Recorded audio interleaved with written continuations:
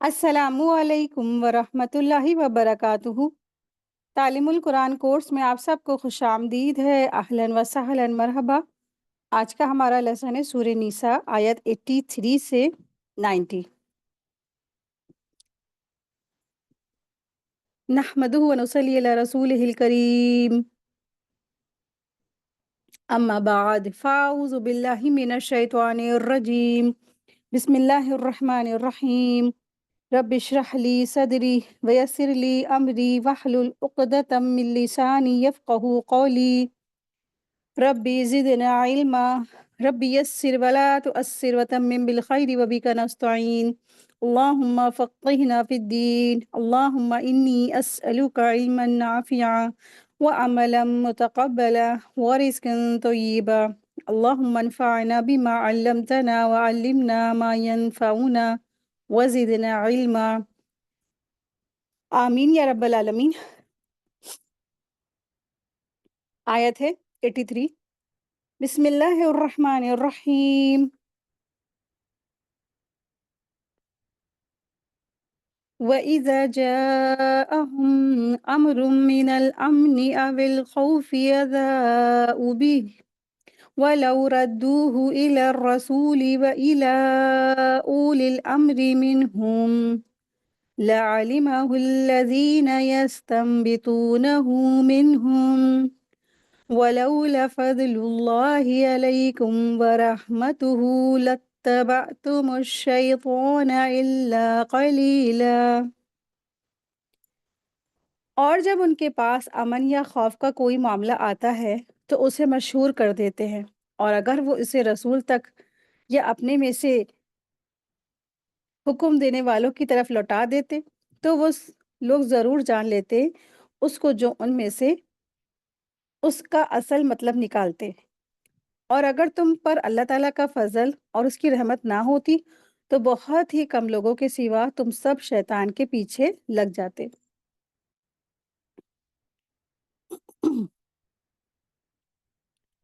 दरअसल इस आयत में रसूल इसका एक शान नुज़ूल है। जब शान नुज़ूल जान लेते हैं तो फिर आयत को समझना थोड़ा आसान हो जाता है। सैयदना उमर रज़ी अल्लाह अन्हु से रिवायत है कि जब नबी सल्लल्लाहु अलैहि वसल्लम ने अज़वाज मुतहरात से किनारा कशी इख्तियार की तो लोगों ने मदीना मदीना में चर्चा कर दिया कि नबी सल्लल्लाहु अलैहि वसल्लम ने सब अज़वाज को तलाक दे दी है। मैं उस चर्चा को बर्दाश्त ना कर सका और मैंने जाकर रसूल अल्लाह सल्लल्लाहु अलैहि वसल्लम से पूछा कि क्या आप सल्लल्लाहु अलैहि वसल्लम ने सब अज़वाज मुतहरात को तलाक दे दी है? आप सल्लल्लाहु अलैहि वसल्लम ने इरशाद फरमाया, नहीं। फिर उमर रज़ी अल्लाह अन्हु ने मस्जिद नबी के दरवाजे पर खड़े हुए और वहाँ पर खड़े होकर आवाज़ बुलंद निदा लगाई कि नबी सल्लल्लाहु अलैहि वसल्लम ने अज़वाज मुतहरात को तलाक नहीं दी है। इस पर अल्लाह तबारक ताला ने ये आयत नाजिल फरमाई है। सही मुस्लिम की हदीस नंबर 480 है।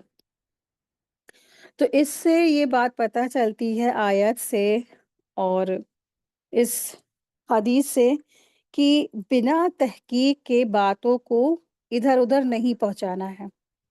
तो आयत नंबर 83 और 84 में अल्लाह तबारक ताला ने ये तंबीह फरमाई है हम सबको मुसलमानों को कि बग़ैर तहकीक की खबर आगे नहीं बढ़ाना चाहिए। तो इन आयात में मुनाफ़िकीन के अफ़वाहें फैलाने का जो जुर्म बयान किया गया है, उन्हें जो खबर मिलती है उसे वो बिला तहकीक आगे फैलाना शुरू कर देते। और इससे क्या होता कि माशरे में बहुत सी बेचैनी पैदा हो जाती, उसी की तरफ यहाँ इशारा है। और इस आयत में भी मुनाफ़िकीन ही का ज़िक्र है कि उन्हें जब जिहादी दस्तों के बारे में गलबा या शिकस्त की कोई खबर मिलती है तो लोगों में से उसे बग़ैर तहकीक फ़ौरन फैलाना शुरू कर देते हैं, जिससे मुस्लिम माशरे को कई तरह के नुकसान उठाना पड़ते। इसलिए कि आम तौर पर बग़ैर तहकीक शुदा खबरों में बहुत सी झूठी बातें मिली होती हैं। अगर वो खबरें मुसलमानों के गलबे के बारे में होती और मुबालगे से काम लिया गया होता और सच्ची ना निकलती तो बहुतों को रसूल अल्लाह सल्लल्लाहु अलैहि वसल्लम की सदाकत में शुबह होने लगता, नाउज़ुबिल्लाह। اس لیے کہ یہ منافقین ان خبروں کی نسبت آپ ہی کی طرف کر کے بیان کرتے تھے، اور اگر وہ خبریں مسلمانوں کی شکست کے بارے میں ہوتی تو بہت سے کمزور ایمان کے مسلمان فتنہ میں پڑ جاتے۔ ان خبروں کا ایک نقصان یہ بھی ہوتا تھا کہ مسلمانوں کی جنگی تیاریوں کی خبر بڑی تیزی کے ساتھ کافروں کو ہو جاتی تھی، اور اگر خبر خوف اور ہراس والی ہوتی تو کمزور مسلمان خائف ہو جاتے تھے۔ انہی خرابیوں کی وجہ سے اللہ تبارک تعالیٰ نے خبروں کی جو تشہیر سے، یعنی خبروں کو پھیلانے سے منع فرما دیا۔ آگے فرمایا کہ اگر یہ لوگ ان خبروں کے بارے میں رسول اللہ صلی اللہ علیہ وسلم اور اصحاب بصیرت یعنی صحابہ کرام رضی اللہ عنہم اجمعین کی رائے کا انتظار کر لیتے تو انہیں حقیقت حال معلوم ہو جاتی، اور یہ بھی معلوم ہو جاتا کہ کس خبر کو مشہور کرنا چاہیے اور کسے چھپانا چاہیے۔ اس کے بعد اللہ تبارک تعالیٰ نے فرمایا کہ اگر نبی کریم صلی اللہ علیہ وسلم کی بعثت اور قرآن کے نزول کے ذریعے اللہ کا فضل و کرم نہ ہوتا تو اے مسلمانوں، سوائے چند صحابہ کرام کے تم سبھی شیطان کے پیروکار بن جاتے اور ان کی جھوٹی جو خبروں کی تصدیق کرنے لگ جاتے۔ اللہ تبارک تعالیٰ یہاں پر ارشاد فرما رہے ہیں، وَإِذَا جَاءَهُمْ أَمْرٌ مِّنَ الْأَمْنِ أَوِ الْخَوْفِ أَذَاعُوا بِهِ، اور جب ان کے پاس امن یا خوف کا کوئی معاملہ آتا ہے تو اسے مشہور کر دیتے ہیں۔ یہ ان لوگوں کی تردید ہے جو تحقیق کے بغیر بنا جانچ پڑتال کے خبروں کو پھیلا دیتے ہیں اور مشہور کر دینے کی کوشش کرتے ہیں، حالانکہ بعض اوقات وہ خبریں صحیح بھی نہیں ہوتی ہیں۔ نبی اکرم صلی اللہ علیہ وسلم مختلف علاقوں میں فوجی دستے بھیجا کرتے تھے۔ جب وہاں سے واپس ہوتے تو منافقین جلدی جلدی سے آگے بڑھ کر ان سے پوچھتے کہ نتیجہ کیا ہوا، آپ لوگ غالب ہو گئے یعنی کہ جیت گئے، یا مغلوب ہو گئے یعنی کہ ہار گئے۔ تو وہ جو مجاہدین تھے وہ ان کو خبر دے دیتے تھے، بتا دیتے تھے، تو یہ لوگ رسول اللہ صلی اللہ علیہ وسلم تک بات پہنچنے سے پہلے اس خبر کو پھیلا دیتے تھے۔ اس سے مومنین کے دل میں کمزوری پیدا ہو جاتی تھی۔ اللہ تبارک تعالیٰ نے یہ آیت نازل فرمائی اور فرمایا کہ جب ان کے پاس کوئی خبر امن کی یا کوئی خبر خوف کی پہنچ جاتی تو اس سے وہ شہرت کر دیتے اور اس خبر کو رسول اللہ صلی اللہ علیہ وسلم کے پاس لے جاتے، اور ان لوگوں کو پاس لے جاتے جو صحابہ رضی اللہ میں سے ہیں یا صاحب رائے ہیں، تو ان میں جو اہل علم ہیں اور بات کو سمجھتے ہیں تو اونچ نیچ کو وہ جانتے ہیں، اس کی گہرائی میں اترتے ہیں اور وہ اس بات کو سمجھتے ہیں اور اپنے علم کے مطابق عمل کرتے ہیں۔ جو چیز چھپانے کی تھی، پھیلانے کی نہ تھی تو اسے آگے نہ بڑھاتے، اور جو چیز بڑھانے کی ہے اس کو آگے بڑھاتے اور پھیلا دیتے۔ رسول اللہ صلی اللہ علیہ وسلم علم والے اور رائے دینے کے قابل صحابہ رضی اللہ تک پہنچانے سے پہلے ہی خبر اڑا دینے سے مسلمانوں کو نقصان ہونے کا اندیشہ تھا، لیکن چونکہ منافقین کو مسلمانوں کی خیریت لینا ہی نہیں تھا، اس لیے بالکل احتیاط نہیں کرتے تھے، ادھر بات کو سنا اور ادھر اس کو پھیلا دیا۔ بات کا مقصد کیا ہے اس طرف ذرا بھی دھیان نہیں دیا۔ جو یہاں پہ لفظ آیا ہے یستنبطونہ، تو یہ جو لفظ ہے یستنبطونہ، اس کا روٹ ورڈ ہے نون با طا سے ہے نبت۔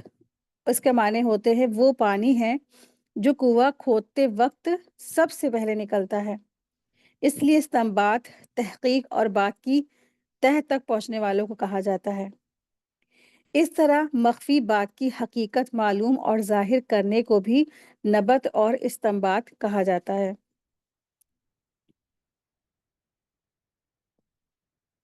تو جو لفظ یستنبطونہ ہے، استنباط سے مظاہرہ کا صیغہ ہے۔ استنباط لغت میں زمین کے اندر سے پانی نکالنے کے لیے استعمال ہوتا ہے، لیکن یہاں بات کی تحقیق اور اس کی اونچ نیچ کو سمجھنے اور اس کی گہرائی میں اترنے کے لیے استعمال کیا گیا ہے۔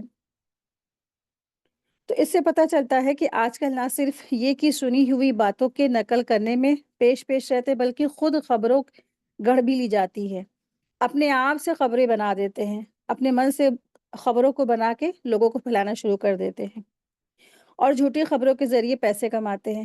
جماعتیں اور حکومتیں ایسے لوگوں کو مہیا بھی کرتی ہیں جنہیں پیسے دے کر جھوٹی خبریں بنانے اور پھیلانے کے کام پر لگایا جاتا ہے۔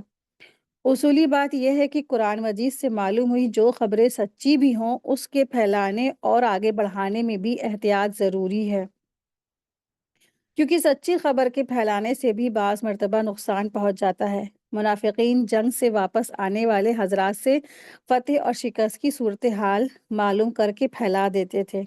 اس پر ان کو فرمایا کہ اگر اس کو رسول اللہ صلی اللہ علیہ وسلم، صحابہ اور اولو الامر تک پہنچا دیتے تو وہ اس کی اونچ نیچ کو سمجھ لیتے، پھر اس کو پھیلانا مناسب ہوتا تو وہ پھیلا دیتے۔ اس میں جو سمجھنے کی بات ہے وہ یہ ہے کہ اس کی تہ تک وہ پہنچتے۔ بہرحال سننے میں پھر بھی تحقیق کرنے میں، پھر بات کے آگے بڑھانے میں احتیاط کی بہت زیادہ ضرورت ہے۔ کوئی بھی ایسی بات جو مسلمانوں سے ریلیٹڈ ہے، اور آج کل ہمارے کیا جو چھوٹی سی بھی بات ہوتی ہے تو وہ لوگ ادھر ادھر پھیلانا شروع کر دیتے ہیں نا، واٹس ایپ کے ذریعے، سوشل میڈیا کے ذریعے، تو بہت انسان کو احتیاط رکھنے کی ضرورت ہے اس معاملے میں۔ اور چاہے وہ فاتح کی بات ہو، یا کسی آپ نے دیکھا ہوگا مثلاً کسی مسلمان نے کسی گروپس کو، کسی غیر مسلم کے گروپس کو مار ڈالا، قتل کر ڈالا اور وہ جیت گیا نا، فتح ہو گئی، تو اس طرح سے جو خبریں پھیلائی جاتی ہیں اس کو بھی پھیلانے سے بہت بچنا ہے، چاہے بھلے ہی وہ سچی ہو۔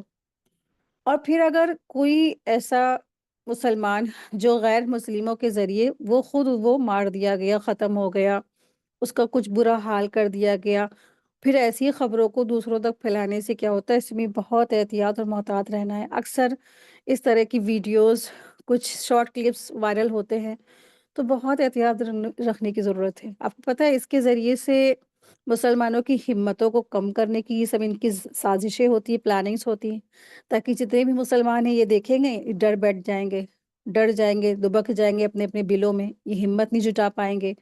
تو یہ سب دشمنان اسلام کی پلاننگز اور چالیں ہوتی ہیں، لیکن مسلمان ان کی چالوں میں پھنس جاتا ہے، وہ چلے جاتا ہے، لگ جاتا ہے ان تمام چیزوں کو پھیلانے میں، ہے نا۔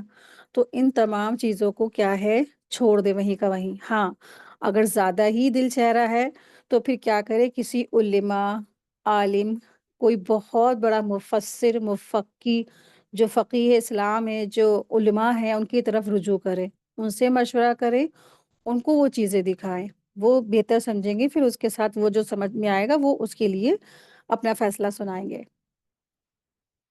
یہاں جو لفظ آیا ہے وَإِذَا جَاءَهُمْ، اس سے مراد اہل نفاق ہے۔ ایزا، اذاؤ بہی کے معنی مشہور کر دینے کے ہیں۔ جب ان کے پاس جہاد کی، نصرت کی، شکست کی کوئی خبریں پہنچتی ہیں تو وہ اسے پھیلا دیتے ہیں۔ جب نصرت ہوتی یعنی امن ہوتا ہے تو وہ حسد کرتے ہیں اور طمع رکھتے ہیں، اور جب شکست ہوتی ہے تو وہ لوگوں کو خوف زدہ کرتے ہیں، یعنی منافقین کے بارے میں بتایا جا رہا ہے۔ تو یہ ان کا معاشرہ ہی میں ایسا کردار تھا۔ امن کی خبروں سے مراد مسلمان کی کامیابی کی خبر، اس سے مراد دشمنوں کی ہلاکت اور شکست کی خبر ہے۔ تو یہاں پر اللہ سبحانہ تعالیٰ نے فرمایا ہے نا کہ من الامن او الخوف اذاؤ بہ، تو چاہے وہ امن کی خبر ہو، چاہے وہ خوف کی خبر ہے، تو خوف کی خبر ہو گئی شکست کی، یا کوئی بھی مسلمانوں کو نقصان پہنچا، لڑائی جھگڑا ہو گیا اس طریقے سے، یا پھر امن کی خبر کیا ہے، اس سے مراد دشمنوں کی ہلاکت اور شکست کی خبر ہے دشمنوں کی، جس سے سننے کے بعد مسلمانوں کی اطمینان ہوتا ہے اور ان کے اندر ضروریات سے زیادہ اعتماد پیدا ہو جاتا ہے، جس کی وجہ سے نقصان ہونے کا بھی اندیشہ ہوتا ہے۔ خوف کی خبر سے مراد مسلمانوں کی ہلاکت ہے، اور شکست کی خبر جس کی وجہ سے وہ ان کے حوصلے ٹوٹنے کا ڈر رہتا ہے، ان کے حوصلے ٹوٹنے کا امکان پیدا ہو جاتا ہے۔ خوف اور امن کی خبریں سن کر پھیلانے والے صرف یہودی اور منافقین ہی نہیں تھے، بلکہ مسلمانوں میں سے بھی کچھ لوگ دلچسپی کی خاطر افواہوں کو پھیلانے میں حصہ لیتے تھے، اور آج بھی ایسا ہے۔ نبی صلی اللہ علیہ وسلم نے ارشاد فرمایا، آدمی کے جھوٹے ہونے کے لیے یہ بات کافی ہے کہ جو سنے اسے بغیر تحقیق بیان کر دے۔ یہ صحیح مسلم کی حدیث 7 نمبر ہے۔ ایک اور حدیث میں آتا ہے، رسول اللہ صلی اللہ علیہ وسلم نے ارشاد فرمایا، جو شخص میری طرف منسوب کر کے کوئی بات بیان کرے جس کے بارے میں وہ جانتا ہوں، جس کے بارے میں وہ جانتا ہے کہ یہ جھوٹ ہے، بس وہ بھی جھوٹوں میں سے ایک جھوٹا ہے، یعنی کہ وہ شخص جانتا ہے وہ واقعی میں جھوٹ ہے، لیکن وہ کس کی طرف منسوب کر رہا ہے؟ رسول اللہ صلی اللہ علیہ وسلم کی طرف سے منسوب کر رہا ہے، تو وہ دراصل جھوٹوں میں سے ایک جھوٹا ہے، صحیح مسلم کی حدیث ہے۔ تو اس سے پتہ چلتا ہے کہ کوئی بھی ایسی بات جو جس کے بارے میں انسان کو صحیح علم نہیں ہے اور بالکل پکا علم نہیں ہے، تو پھر ان باتوں کو بھی رسول اللہ صلی اللہ علیہ وسلم کی طرف منسوب نہیں کرنا ہے۔ وَلَوْ رَدُّوهُ إِلَى الرَّسُولِ وَإِلَى أُولِي الْأَمْرِ مِنْهُمْ لَعَلِمَهُ الَّذِينَ يَسْتَنبِطُونَهُ مِنْهُمْ، اور اگر وہ اسے رسول اللہ صلی اللہ علیہ وسلم تک یا اپنے میں سے حکم دینے والوں کی طرف یعنی اولو الامر کی طرف لوٹاتے تو وہ لوگ ضرور جان لیتے اس کو جو ان میں سے اس کا اصل مطلب نکالتے ہیں۔ ایک مسلمان کا یہ فرض ہے کہ کوئی ایسی خبر سنے تو اپنے ذمہ دار افراد تک پہنچا دے اور ذمہ داران اس کی تحقیق کرے۔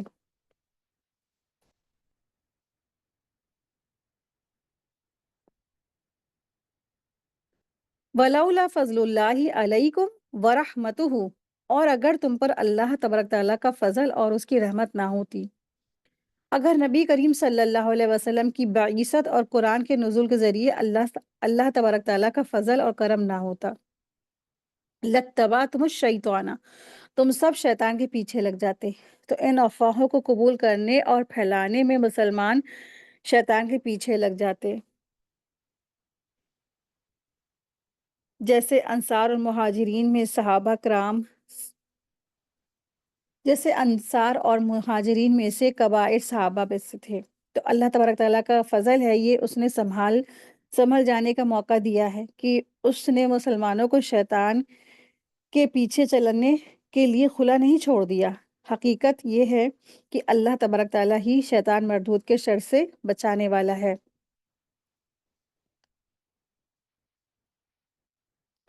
آیت دیکھیں، آیت نمبر ہے 84۔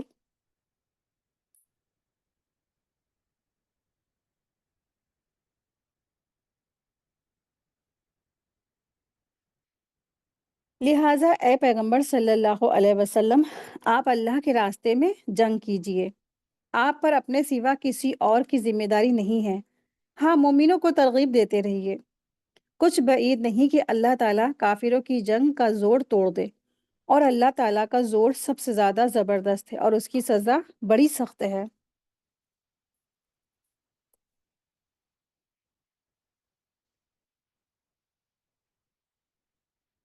اللہ سبحانہ تعالیٰ یہاں پر ارشاد فرما رہے ہیں، فَقَاتِلْ فِي سَبِيلِ اللَّهِ لَا يُكَلِّفُ وَحَرِّضِ الْمُؤْمِنِينَ، کہ چنانچہ آپ اللہ تبارک تعالیٰ کی راہ میں جنگ کیجیے، آپ کو آپ کی ذات کے سوا کسی کی تکلیف نہیں دی جاتی، اور آپ مومنوں کو رغبت دلاتے رہیے۔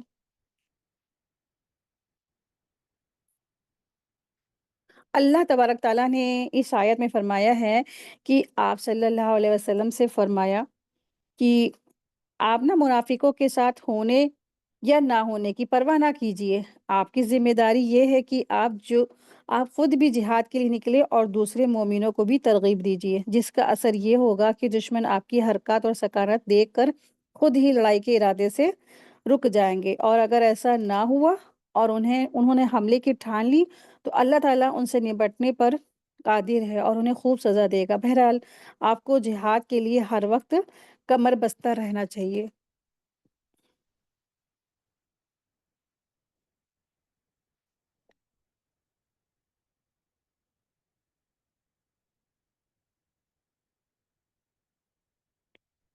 اللہ سبحانہ تعالیٰ نے یہاں پر ارشاد فرمایا ہے کہ اللہ ارشاد فرما رہے ہیں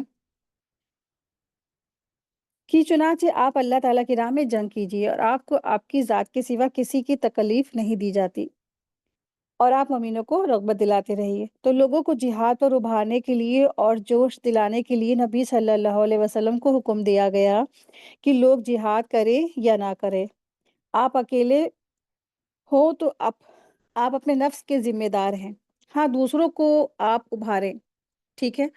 تو کوئی جاتا ہے نہیں جاتا ہے کوئی بات نہیں، لیکن آپ کا کام کیا ہے؟ آپ کو موٹیویٹ کرنا ہے، آپ کو ابھارنا ہے لوگوں کو۔ تو یہ اسلام کا بنیادی اصول ہے کہ ہر شخص اپنی ذات کا ذمہ دار ہے۔ دوسروں کو جنگ پر ابھارنے کی ذمہ داری بھی دراصل ان ذمہ داریوں میں سے ہے جو اجتماعی ذمہ داری ہونے کے باوجود ایک لحاظ سے ذاتی ذمہ داری ہے۔ غزوہ احد کے بعد دراصل رسول اللہ صلی اللہ علیہ وسلم نے ابو سفیان سے وعدہ کر لیا تھا کہ ماہ ذی قعدہ میں بدر صغریٰ پر دونوں فرقوں کا پھر مقابلہ ہوگا۔ جب وقت مقرر آیا تو رسول اللہ صلی اللہ علیہ وسلم نے مسلمانوں کو جہاد کی دعوت دی، مگر بعض لوگوں نے اس دعوت کو قبول نہیں کیا۔ اس پر اللہ تبارک تعالیٰ نے یہ آیت نازل فرمائی، لا تکلف الا نفسک، تمہیں تمہاری ذات کے سوا کسی کی تکلیف نہیں دی جاتی۔ نبی صلی اللہ علیہ وسلم کو تسلی دی گئی ہے کہ لوگوں کا پیٹھ پھیرنا یا بیٹھ رہنا اور ان کی مخالفت آپ صلی اللہ علیہ وسلم کو نقصان نہیں دے گی۔ آپ جہاد کریں، خواہ اکیلے جائیں یا لشکر کے ساتھ جائیں۔ اگر لشکر نہیں ہے تو اللہ تبارک تعالیٰ آپ کی مدد فرمائے گا۔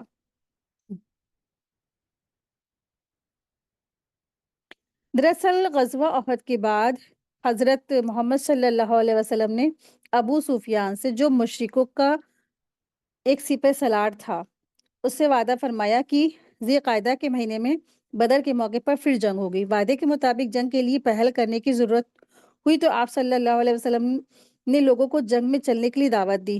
اس پر لوگوں کو برا لگ گیا، لہٰذا اللہ تبارک تعالیٰ نے آیت نازل فرمائی اور ارشاد فرمایا، آپ اللہ تعالیٰ کی راہ میں جنگ کیجیے، اگر کوئی ساتھ دے اور اگر ساتھ نہ دے تب بھی جہاد نہ چھوڑے، اور آپ صرف اپنی جان کے مالک ہیں، اپنی جان کے ساتھ میدان میں حاضر ہو جائیں۔ اللہ تعالیٰ کا آپ سے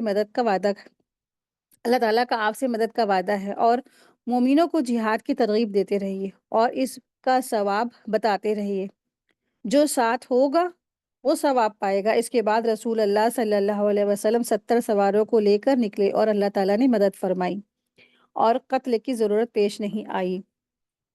وَحَرِّضِ الْمُؤْمِنِينَ، اور مومنوں کو آپ رغبت دلائیے۔ رسول اللہ صلی اللہ علیہ وسلم کو حکم دیا گیا ہے کہ مومنوں کو جہاد کی ترغیب دلائیے۔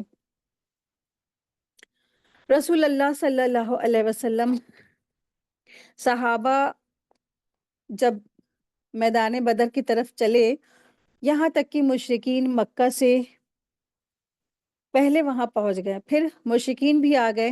آپ صلی اللہ علیہ وسلم نے فرمایا، جب تک میں آگے نہ بڑھوں تم میں سے کوئی شخص کسی چیز کی طرف آگے نہ بڑھے گا۔ جب مشرکین نزدیک آ گئے تو رسول اللہ صلی اللہ علیہ وسلم نے فرمایا، اس جنت کی طرف لپکو جس کی چوڑائی زمین اور آسمان کے برابر ہے۔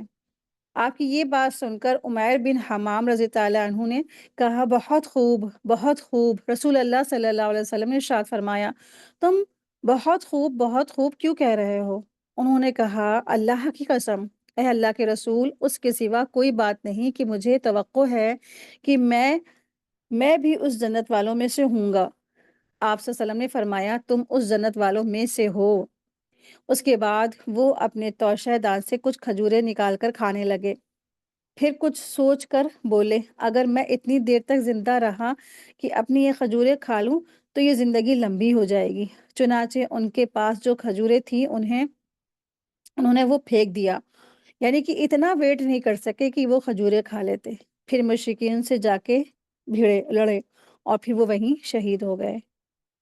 یہ بھی مسلم کی حدیث تھی۔ تو رسول اللہ صلی اللہ علیہ وسلم نے کتنا زبردست مسلمانوں کی ترغیب کی، صحابہ کی ترغیب دلائی نا، جنت کے لیے اور جہاد کے لیے۔ اور اس طرح سے لوگ جو ہے ان کو خوشبو، ایک حدیث میں آتا ہے کہ ان کو خوشبو تک آنے لگی تھی جنت کی۔ ایک اور حدیث میں آتا ہے، غزوہ بدر میں رسول اللہ صلی اللہ علیہ وسلم نے مومنوں سے فرمایا تھا، ایسی جنت کے لیے کھڑے ہو جاؤ جس کی چوڑائی آسمان اور زمین کے برابر ہے۔ صحیح مسلم کی حدیث نمبر 1901 ہے۔ تو آپ سوچیں ذرا کہ جس کی لمبائی اور چوڑائی ہے نا کتنی زیادہ ہے، آسمان اور زمین کے برابر ہے، جس کی چوڑائی آسمانوں اور زمین کے برابر ہے۔ اور یہ کون سے زمین ہے اور کون سے آسمان کی بات ہے، یہ تو اللہ عالم، اللہ بہتر جانتا ہے، اس کی کوئی تھا ہی نہیں ہے۔ جہاد کی ترغیب کے بارے میں رسول اللہ صلی اللہ علیہ وسلم کی بہت سی حدیث ہیں۔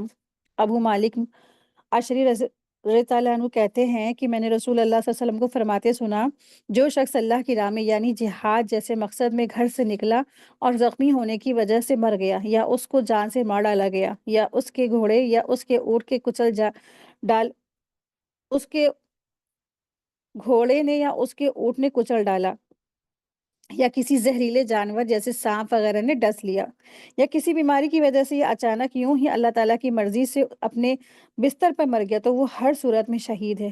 یعنی یا تو وہ حقیقی شہید ہے یا وہ شہیدوں کے حکم میں ہی ہے، اور اس کے لیے جنت ہے، یعنی وہ ابتدا ہی میں شہداء اور صالحین کے ساتھ جنت میں داخل ہو جائے گا۔ ٹھیک ہے، تو عام انسانوں کا کیا ہوتا ہے، حساب کتاب کے دن تک کی کا انتظار ہے، لیکن انبیاء، صدیقین، شہداء، صالحین یہ جیسے ہی فوت ہوتے ہیں وہ جنت میں داخل کر دیے جاتے ہیں، انعام یافتہ جو ہے نا۔ ابو داؤد کی حدیث ہے، حدیث نمبر 2499۔ رسول اللہ صلی اللہ علیہ وسلم نے ارشاد فرمایا، وہ شخص جہنم میں نہیں جائے گا جو اللہ تعالیٰ کی راہ سے، اللہ تعالیٰ کے خوف سے رویا ہو، یہاں تک کہ دودھ تھنوں میں واپس نہ چلا جائے، اور کسی بندے میں اللہ تعالیٰ کی راہ کا غبار اور دوزخ کا دھواں کبھی بھی ایک جیسا نہیں ہو سکتا ہے، یکجا نہیں ہو سکتا ہے۔ ایک اور حدیث میں آتا ہے، سیدنا عقبہ بن عامر رضی اللہ عنہ فرماتے ہیں کہ میں نے رسول اللہ صلی اللہ علیہ وسلم کو فرماتے ہوئے سنا، ان قریب تم پر ملکوں کی فتوحات ہوں گی اور اللہ تعالیٰ تمہاری کفایت فرمائے گا، لہٰذا تم میں سے کوئی تیر اندازی سے عاجز نہ بنے، یعنی کہ تیر اندازی کرتے ہوئے پریشان نہ ہو۔ یہ مسلم کی حدیث 4947۔ سیدنا عمرو بن عبسہ فرماتے ہیں کہ میں نے رسول اللہ صلی اللہ علیہ وسلم کو ارشاد فرماتے سنا، جس کا تیر نشانے پر پہنچ گیا تو اس کے لیے جنت میں ایک درجہ ہے۔ عمرو رضی اللہ عنہ کہتے ہیں کہ اس حدیث کو سن کر میں نے 16 تیر نشانے پر مارے۔ یہ نسائی کی حدیث ہے۔ عسى الله ان يكف بأس الذين كفروا، قریب ہے کہ اللہ تعالیٰ ان لوگوں کی لڑائی روک دے جنہوں نے کفر کیا، یعنی آپ کے شوق دلانے سے اور مسلمانوں کو جنگ کی ترغیب دینے سے امید ہے کہ ان کی ہمتیں بڑھیں گی، ان کے حوصلے بلند ہوں گے، اور دشمنوں سے مقابلہ کرنے کے لیے اور انہیں حدود اسلام سے اور مسلمانوں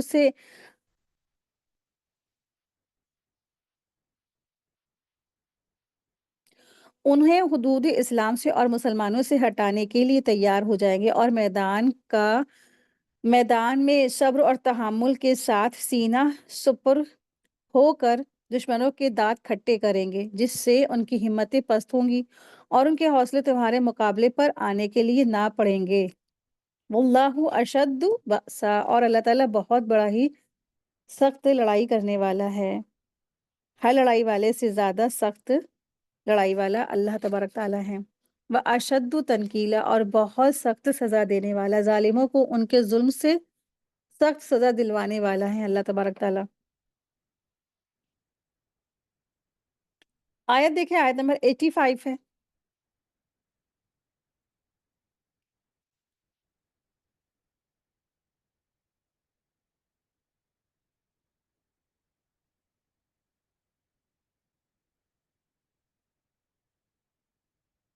جو شخص سفارش کرے گا اچھی سفارش تو اس کے لیے بھی اس میں سے ایک حصہ ہوگا، اور جو کوئی سفارش کرے گا بری سفارش تو اس کے لیے بھی اس میں سے ایک حصہ ہوگا، اور اللہ تعالیٰ ہمیشہ سے ہر چیز کا نگہبان ہے۔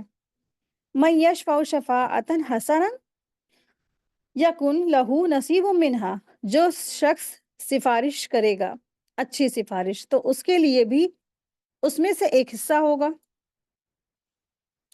جو کسی دوسرے کی بھلائی کے کسی کام میں سفارش کرتا ہے اور اس کا کام میں مدد کرتا ہے اس کی، تو مثلاً جیسے مظلوموں کے بارے میں ظالموں کے پاس سفارش کرنا، اس سے اس کی کوشش اور عمل کے مطابق اس نیک سفارش سے حصہ نصیب ہو جائے گا اسے، اور اصل کام کرنے والے کے ثواب میں کوئی کمی واقع نہیں ہوگی۔ اور جو کوئی برائی کے کسی کام میں کسی کی مدد کرتا ہے تو اس کے تعاون اور مدد کے مطابق عذاب میں سے اس کو حصہ ملے گا۔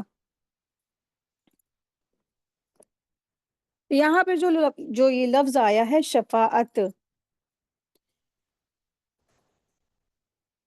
شفاعت یعنی شفاعت کے معنی ہوتے ہیں، شفاعت کے لفظی معنی ملنے یا ملانے کے ہیں۔ شفاعت کے لفظی معنی یہ ہیں کہ ملنے اور ملانے کے۔ شفاعت کے معنی یہ ہے کہ کسی کمزور طالب حق کے ساتھ اپنی طاقت ملا کر اس کو طاقتور کر دیا جائے۔ اس سے معلوم ہوا کہ جائز شفاعت و سفارش کے لیے ایک تو یہ شرط ہے کہ جس کی سفارش کی جائے اس کا مطالبہ حق اور جائز ہو، دوسرے یہ کہ وہ اپنے مطالبے کو اپنی کمزوری کی وجہ سے خود بڑے لوگوں تک پہنچا نہ سکے۔ اس آیت میں شفاعت یعنی سفارش کو اچھی اور بری دو قسموں میں تقسیم فرما کر اس کی حقیقت کو واضح کر دیا گیا ہے، اور یہ بھی بتلا دیا گیا ہے کہ نہ ہر سفارش بری ہے اور نہ ہر سفارش اچھی ہے۔ ساتھ ہی یہ بتلا دیا گیا کہ اچھی سفارش کرنے والوں کو ثواب کا حصہ ملے گا اور بری سفارش کرنے والوں کو عذاب کا۔ آیت میں جو لفظ آیا ہے اچھی سفارش کے ساتھ تو نصیبن کا لفظ آیا ہے، اور بری سفارش کے ساتھ کفلن کا لفظ آیا ہے، اور لغت میں دونوں کے معنی ایک ہی، یعنی کسی چیز کا ایک حصہ۔ لیکن عام بول چال میں لفظ نصیب اچھے کے لیے بولا جاتا ہے اور لفظ کفل اکثر برے حصے کے لیے بولا جاتا ہے۔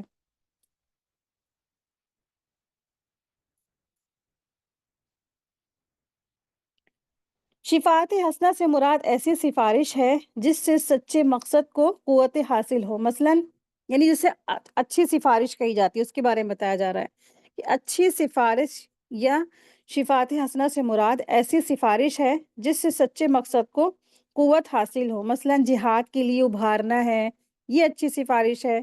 مسلمانوں کو کافروں کے خلاف جہاد کی ترغیب دلانا اللہ کے نزدیک مسلمانوں کے حق میں خیر خواہی اور شفاعت حسنہ ہے۔ اسی مناسبت سے یہاں اچھی اور بری شفاعت کا بیان ہے، اچھی شفاعت کی تعریف کی گئی ہے اور اللہ تعالیٰ کے وعدے کا ذکر ہے کہ شفاعت کرنے والے کو بھی اللہ تعالیٰ اچھا بدلہ دے گا، اور بری شفاعت یعنی حاکم وقت کے پاس جا کر لوگوں کی شکایتیں کرنے والے کو اس کی بد کرداری کا برا بدلہ ضرور ملے گا۔ ابو موسیٰ رضی اللہ عنہ سے روایت ہے کہ جب رسول اللہ صلی اللہ علیہ وسلم کی خدمت میں کوئی ضرورت مند حاضر ہوتا تو آپ صلی اللہ علیہ وسلم اپنی مجلس میں موجود حاضرین کی طرف یعنی صحابہ سے طرف متوجہ ہو کر فرماتے، تم سفارش کرو تمہیں ثواب دیا جائے گا، اور اللہ تعالیٰ اپنے نبی صلی اللہ علیہ وسلم کی زبان پر وہی کلمہ جاری کروائے گا جو وہ چاہتا ہے۔ ایک اور حدیث میں آتا ہے رسول اللہ صلی اللہ علیہ وسلم نے ارشاد فرمایا، جو شخص اپنے بھائی کے لیے سفارش کرے پھر اسے اس سفارش کرنے کے سلسلے میں کوئی ہدیہ دیا جائے اور وہ اسے قبول کر لے تو وہ سود کے دروازوں میں سے ایک بڑے دروازے پر پہنچ گیا ہے، یہ ابو داؤد کی حدیث ہے۔ ٹھیک ہے، تو اس سے کیا پتہ چلتا ہے کہ سفارش تو جس کی چاہے اس کی کر دیں آپ، ٹھیک ہے، لیکن آپ کو یہ تحقیق کرنا ہے کہ وہ اچھے کام کے لیے ہو اور پھر وہ شخص کیا ہو، سچا ہو، تو اس کی سفارش کی جا سکتی ہے۔ ہر ایک کی آپ سفارش بھی نہیں کریں گے، جیسے مثلاً کسی چور کی سفارش کر دی کہ ہاں بھائی اس کو آپ چھڑا دیجئے، یہ بے خطا ہے، بے قصور ہے، ارے جانے دی، ہمدردی کی باعث کی۔ اب وہ چور پھر سے نکل آتا ہے واپس سے تو پھر 50 جگہ چوری کرتا ہے تو پھر کس کے اوپر جائے گا اس کا سارا نقصان، گناہ؟ تو جس نے سفارش کی ہوگی اس کی طرف چلا جائے گا نا، تو وہی مثال ہے۔ تو سفارش دو طرح کی ہوتی ہے، اچھی بھی اور بری بھی۔ تو اچھے کاموں کے لیے سفارش کرنا، جیسے نبی صلی اللہ علیہ وسلم فرما رہے تھے نا، جیسے جہاد کی ترغیب دلا رہے، اچھے کاموں کی طرف ترغیب ہو رہی ہے، نیکی کی طرف ترغیب کرنا، یا اگر واقعی میں کوئی ایسا شخص ہے جس کے اوپر ظلم ہو رہا ہے تو مظلوم سے اس کے لیے کیا کرنا کہ بھائی جانے دو، چھوڑو، معاف کر دو، اس کو ختم کرو، اس کو آزاد کرو، اس کے اوپر ظلم کم کرو، اس طرح سے اس کی سفارش کر دینا۔ یہاں تک کہ آپ کو پتہ ہے کہ آپ صلی اللہ علیہ وسلم کی مجلس میں اگر کوئی سائل آتا تھا اور آپ صلی اللہ علیہ وسلم فرما رہے صحابہ سے کہ تم لوگ اس کی سفارش کر دو، یعنی کہ رسول اللہ صلی اللہ علیہ وسلم سے کہہ دو کہ ہاں رسول اللہ صلی اللہ علیہ وسلم اس کو کچھ دے دلا دیجیے، تو اس سے صرف اتنا سا کہہ دینے سے کیا ہے، اس کو ثواب کا وہ باعث ہو جائیں گے وہ لوگ جنہوں نے کہہ دیا ہوگا کہ اس کو دے دلا دیجیے، اس کی مدد کر دیجیے، اس کی ہیلپ کر دیجیے، ٹھیک ہے، تو یہ سفارش ہو گئی۔ تو اچھائی کے کاموں کے لیے، اچھے بہترین کاموں کے لیے لوگوں کی سفارش کی جا سکتی ہے، لیکن اس سے یہ پتہ چلتا ہے کہ بری سفارش سے انسان کو بچنا چاہیے۔ सिफ़ारिश करके, यानी कि किसी की सिफ़ारिश कर दी और बदले में फिर वो कोई गिफ्ट, तोहफ़ा, तोहफ़ ले लेता है, तो वो भी नहीं उसको लेना है। फिर साथ ही साथ बुरी कामों में, बुराई के कामों में किसी की सिफ़ारिश नहीं करनी चाहिए। मसलन जैसे कोई चोर है, डकैत है या कोई ऐसा फ्रॉड है, उसके लिए सिफ़ारिश करके उसको छुड़ा रहे हैं, तो नहीं, ऐसा नहीं हो सकता है। वमन यशफ़ा शफ़ाअतन हसन वमन यशफ़ा शफ़ाअतन सय्यअतन यकुन लहू किफ़्लुम मिन्हा। और जो कोई सिफ़ारिश करेगा बुरी सिफ़ारिश, उसके लिए उसमें से एक हिस्सा होगा। अगर बुराई के लिए शिफ़ाअत होगी, तो शफ़ाअत सय्यिआ होगी, ठीक है? तो जो कोई बुराई में सिफ़ारिश किसी की करेगा, तो उसके लिए भी उस बुराई में उसका एक हिस्सा लग जाएगा। तो ये बहुत बड़ी बात है। इंसान और ऐसे अनजाने से ज़िंदगी गुज़ारता है। अक्सर होता है इंसान अपने सगे भाई-बहन या अपने कहीं कज़िन या कोई रिश्तेदार होते, जान रहा होता है कि ये बुरा है, खराब है, इसकी गलती है और तमाम इसने जुर्म किए हैं, लेकिन ये अपनी रिश्तेदारी, नातेदारी निभाने के चक्कर में इंसान कभी-कभी गलत बात भी कह जाता है, बुरी सिफ़ारिश कर बैठता है, ठीक है? तो फिर इसका रिज़ल्ट क्या होगा? वो भी उसके अंदर क्या होगा, जिसने उसकी बुराई की तरफ बुरी सिफ़ारिश की होगी, तो उसमें उसका भी हिस्सा लग जाएगा।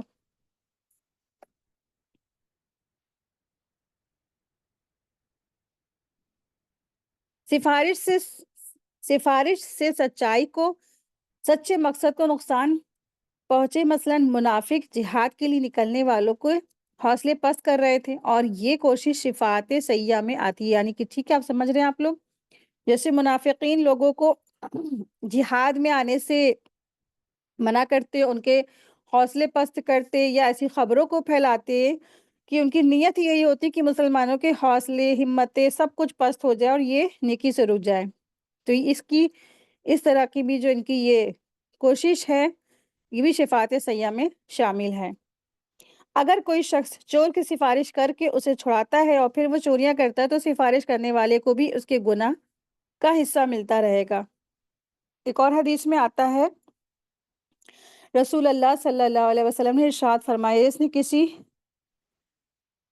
जिसने किसी को हिदायत यानी नेकी की दावत दी, तो उसके लिए उसकी पैरवी करने वाले के बराबर सवाब होगा और उनके सवाब में कुछ भी कमी नहीं की जाएगी। और जिसने गुमराही की तरफ किसी की दावत दी, तो उसके लिए उसकी पैरवी करने वालों के बराबर गुनाह होगा, उसके गुनाहों में भी कुछ कमी नहीं होगी, ठीक है? तो जिस शख्स ने किसी को नेकी की दावत दी और जितने लोग दावत में आए, नेकी की दावत के काम की तरफ आए, तो उसको उन सब के बराबर जिसने बुलाया होगा उन सबको नेकी मिलेगी और जो लोग अमल कर रहे हैं, जो दावत में आए, उनके भी अपने अमाल में कोई ज़रा भी कमी नहीं होगी। यानी कि अल्लाह ताला के सवाब का कोई कमी थोड़ी ना है। फिर इसी तरह से ठीक उसी तरह से बुराई की तरफ है। किसी ने किसी को बुराई की तरफ दावत दी, तो फिर इसके ऊपर क्या है, जितने भी लोग उसमें मुलव्वज़ हुए, वो सारा का सारा भार उसके ऊपर होगा और खुद जो लोग वो काम कर रहे हैं, उनके अमल में ज़रा भी कमी नहीं होगी। तो ये सही मुस्लिम की हदीस थी।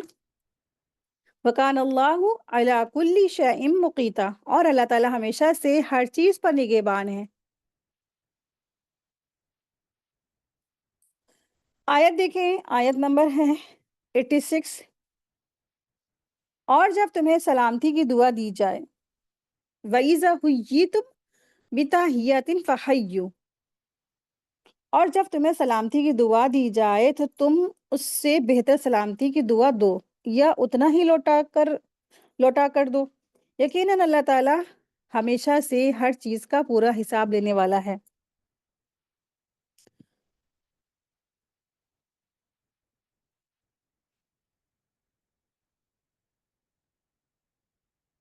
अल्लाह तबारक तआला यहाँ पर एक और हुक्म नाफ़िज़ फ़रमा रहे हैं, एक और हुक्म अता फ़रमा रहे हैं यहाँ पर, कि अल्लाह सुब्हानहू तआला इरशाद फ़रमा रहे हैं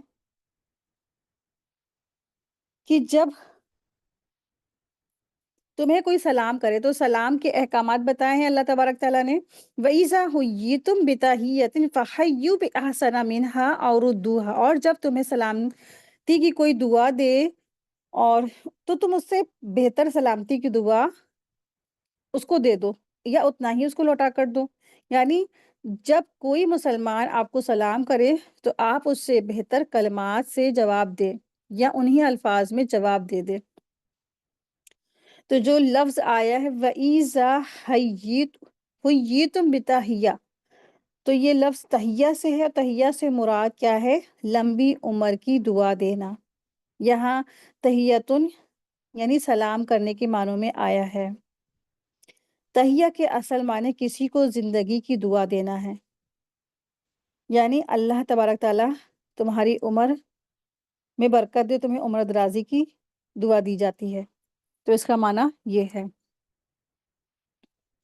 تحیہ کے جو لفظی معنی ہے وہ کسی کو حیاک اللہ کہنا، یعنی اللہ تعالیٰ تم کو زندہ رکھے۔ ابن عربی رحمۃ اللہ علیہ فرماتے ہیں کہ لفظ سلام اللہ تعالیٰ کے پاک ناموں میں سے ہے، اور السلام علیکم کے معنی یہ ہیں کہ اللہ رقیب علیکم، یعنی اللہ تعالیٰ تمہارا محافظ ہے۔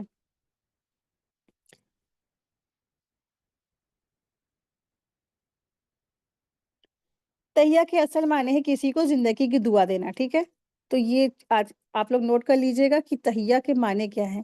لمبی عمر کی دعا دینا، کسی کو زندگی کی دعا دینا، اللہ تعالیٰ تمہاری عمر درازی کرے، اس کا معنی یہ ہے۔ تو اس کا ذکر قرآن حکیم میں بھی ملتا ہے۔ تحیتن فیہا سلام، ان کی آپس میں دعا ہوگی اور اس میں سلام ہوگا۔ سورہ ابراہیم آیت نمبر 23 میں آیا ہے۔ سورہ احزاب آیت نمبر 44 میں تحیتہم یوم یلقونہ سلام وعد لہم اجرا کریما، ان کی دعا جس دن وہ اس سے ملیں گے سلام ہوگی، اور اللہ تعالیٰ ان کے لیے باعزت اجر تیار کر رکھا ہے، اور اللہ تعالیٰ نے ان کے لیے باعزت اجر تیار کر رکھا ہے۔ آیت 61 سورہ نور، فَسَلِّمُوا عَلَىٰ أَنفُسِكُمْ تَحِيَّةً مِّنْ عِندِ اللَّهِ مُبَارَكًا طَيِّبًا، تو اپنے لوگوں کو سلام کرو، تو اپنے لوگوں کو سلام کرو، اللہ تعالیٰ کی طرف سے بڑا بابرکت اور پاکیزہ تحفہ ہے۔ تو سلام کیا ہے؟ اللہ تبارک تعالیٰ کی طرف سے بڑا ہی بابرکت اور بہترین تحفہ ہے۔ آپ دیکھیں دنیا کی ہر جو مہذب جو قوم ہے اس کا ایک رواج ہے کہ جب بھی آپس میں ملاقات کرتے ہیں کوئی کلمہ آپس کے تعلق اور اظہار محبت کے لیے کہتے ہیں، لیکن بنسبت سلام کے معلوم ہوتا ہے اسلامی سلام جتنا جامع ہے، مکمل ہے، ایسا کوئی بھی دوسرا جامع کلمہ نہیں ہے، کوئی بھی لفظ نہیں، کیونکہ اس میں اظہار محبت نہیں بلکہ ساتھ ساتھ محبت کے حق کی ادائیگی بھی ہے، کہ اللہ تعالیٰ سے یہ دعا کرتے ہیں کہ آپ کو تمام آفتوں اور پریشانیوں سے سلامت رکھے اللہ تبارک تعالیٰ۔ پھر دعا بھی عرب کے طرز پر صرف زندہ رہنے کی ہی نہیں بلکہ اچھی زندگی کی دعا ہے، یعنی تمام آفتوں مصیبتوں سے محفوظ رہنے کی۔ اسی کے ساتھ اس کا بھی اظہار ہے کہ ہم اور تم سب اللہ تبارک تعالیٰ کے محتاج ہیں، ایک دوسرے کو کوئی نفع بغیر اس کی مرضی اور اجازت کے نہیں پہنچ سکتا۔ اس معنی کے اعتبار سے یہ کلمہ ایک عبادت بھی ہے اور اپنے بھائی مسلمان کو اللہ تعالیٰ کی یاد دلانے کا ذریعہ بھی ہے۔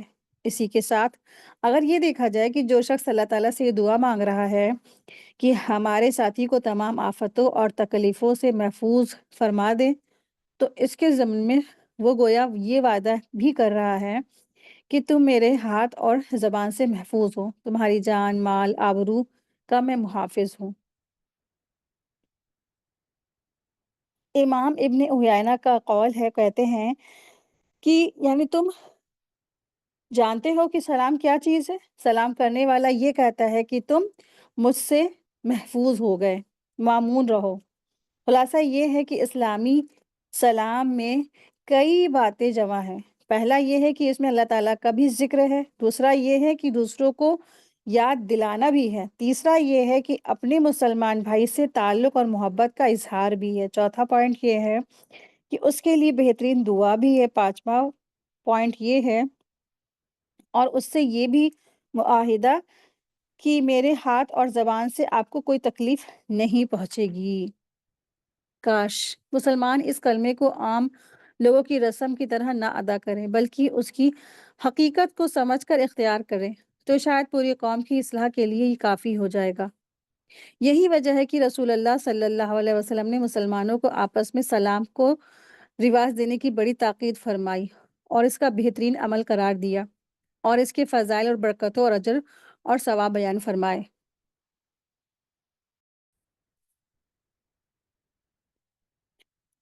حدیث میں آتا ہے، حضرت ابو ہریرہ رضی اللہ عنہ سے روایت ہے کہ رسول اللہ صلی اللہ علیہ وسلم نے صحابہ رضی اللہ عنہ سے فرمایا، کیا تمہیں ایسی چیز نہ بتلاؤں کہ جب تم اسے کرو تو آپس میں محبت کرنے لگو گے، آپس میں سلام خوب پھیلاؤ۔ یہ مسلم کی حدیث ہے۔ تو اسلام نے سلام کے لیے 3 الفاظ دیے ہیں، وہ کیا ہے؟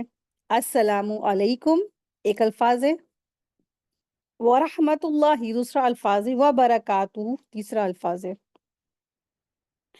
ایک آدمی آپ صلی اللہ علیہ وسلم کے پاس آیا اور کہنے لگا السلام علیکم، تو آپ نے فرمایا 10، اس کے لیے 10 نیکیاں یعنی کہ۔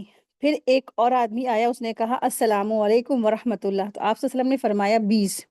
پھر ایک اور آدمی آیا، السلام علیکم ورحمۃ اللہ وبرکاتہ، اس نے کہا، آپ صلی اللہ علیہ وسلم نے فرمایا کہ 30۔ یہ ترمذی کی حدیث ہے۔ نبی صلی اللہ علیہ وسلم نے فرمایا، چھوٹے بڑوں کو سلام کرے، چلنے والے بیٹھنے ہوئے کو سلام کرے، اور کم لوگ زیادہ لوگوں کو سلام کریں۔ بخاری کی حدیث میں سے آتا ہے۔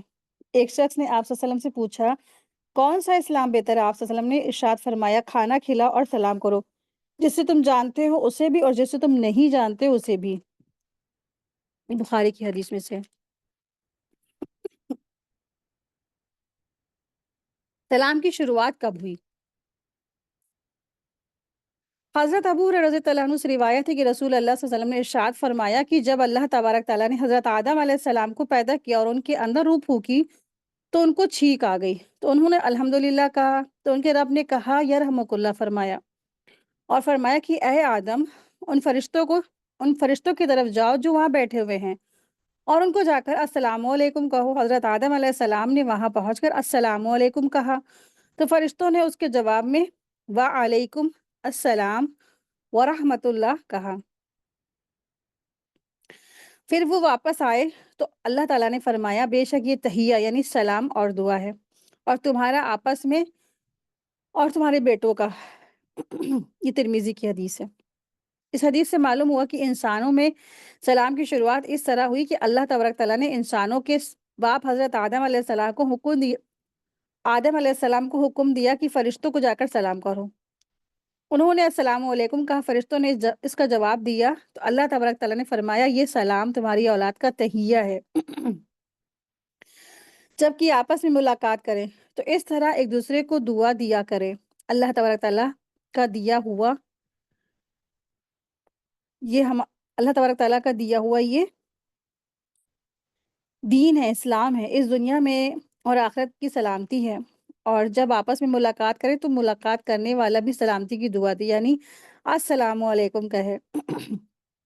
جس کو سلام کیا وہ بھی اس کے جواب میں سلامتی کی دعا دے اور وعلیکم السلام کہے۔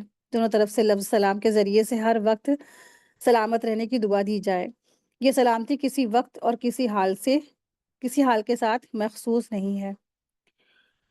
ملاقات کے وقت دوسری قومیں کس طرح کرتی ہیں یہ جانتے ہیں۔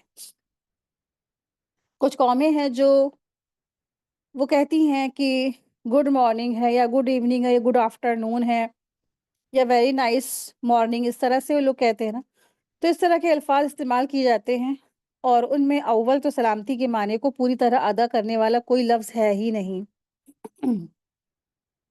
ان الفاظ میں سلامتی کی دعا بھی نہیں ہے۔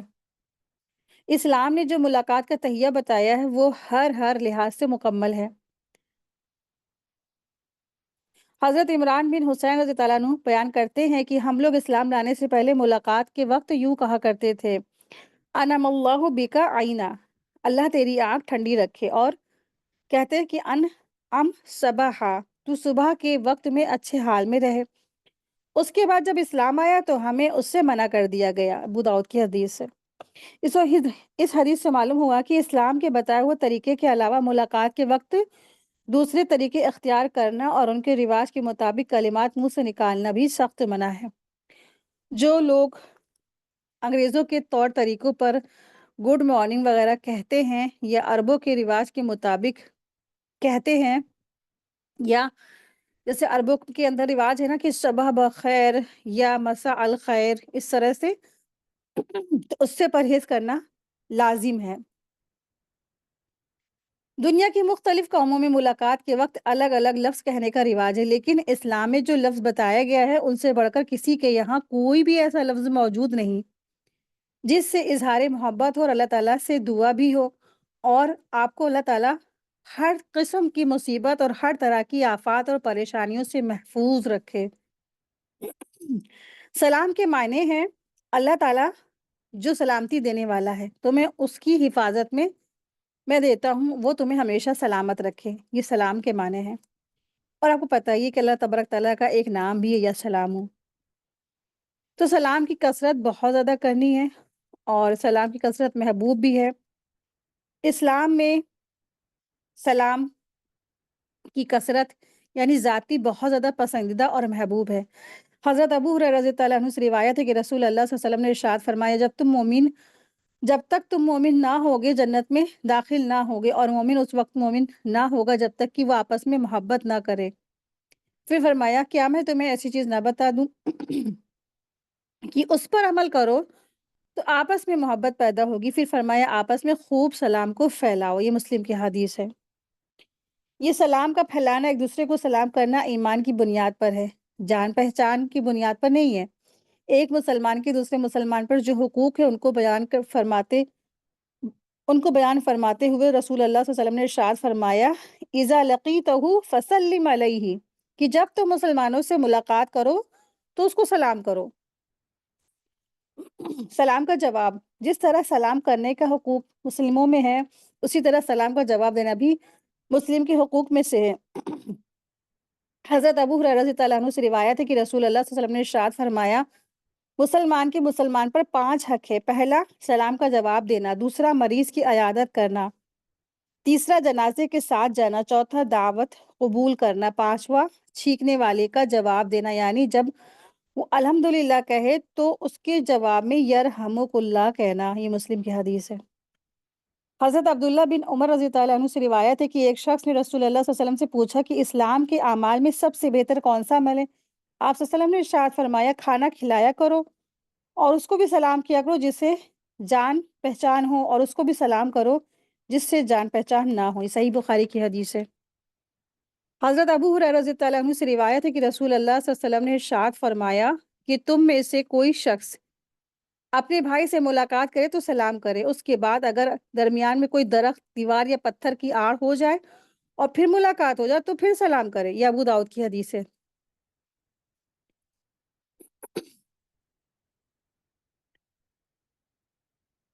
کسی مجلس یا گھر میں جائیں تو سلام کریں۔ حضرت ابو ہریرہ رضی اللہ عنہ سے روایت ہے کہ نبی صلی اللہ علیہ وسلم نے ارشاد فرمایا، جب تم کسی مجلس میں پہنچو تو سلام کرو، اگر موقع مناسب جانو تو بیٹھ جاؤ، پھر جب روانہ ہونے کے لیے کھڑے ہو جاؤ تو دوبارہ سلام کرو، کیونکہ جس طرح پہلی مرتبہ سلام کرنے کی اہمیت تھی اسی طرح دوسری مرتبہ سلام کرنا اہم ہے، ترمذی کی حدیث ہے۔ حضرت قتادہ رضی اللہ عنہ سے روایت ہے کہ رسول اللہ صلی اللہ علیہ وسلم نے ارشاد فرمایا کہ جب تم کسی کے گھر میں داخل ہو تو گھر والوں کو سلام کرو، اور جب وہاں سے چلنے لگو تو انہیں سلام کے ساتھ رخصت کرو۔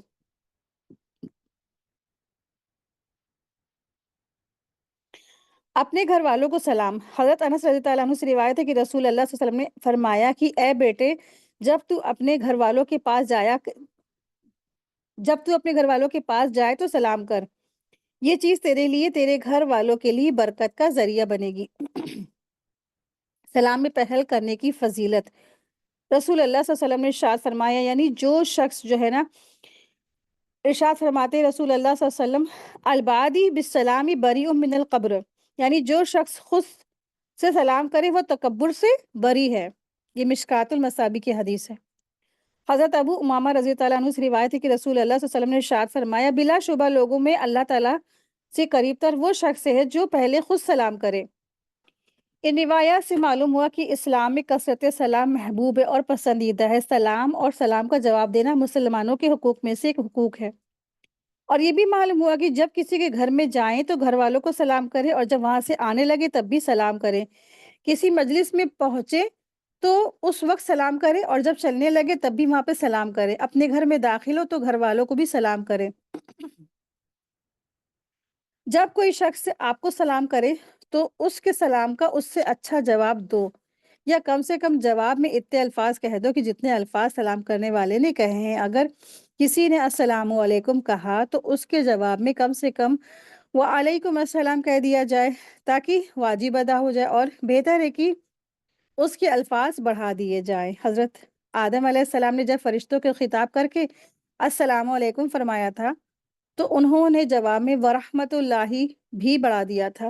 اگر سلام کرنے والا ورحمت اللہ بھی کہہ دے تو جواب دینے والا وبرکاتہ کا اضافہ کر دے۔ سلام سے ریلیٹڈ کچھ مسائل ہیں، ان کو دیکھ لیتے ہیں۔